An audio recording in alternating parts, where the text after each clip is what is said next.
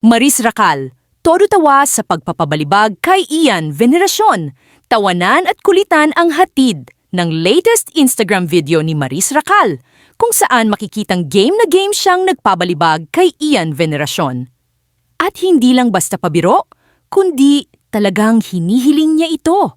Sa video, maririnig si Maris na masayang nagre-request kay Ian na gawin sa kanya ang signature balibag move na madalas daw nitong ginagawa sa mga kaeksena niyang aktres. At ang ending? Nagpabalibag nga si Maris. Pero halatang enjoy na enjoy siya dahil hindi niya mapigilan ang pagtawa pagkatapos ng eksena. Nag-trending agad ang clip at umani ng nakakatuwang reactions mula sa netizens.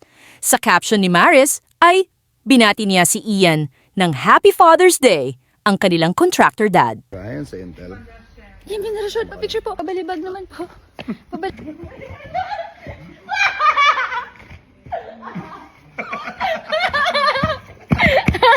Ryan sa Intel. Yung Veneracion, pa-picture po. Pabalibag naman po.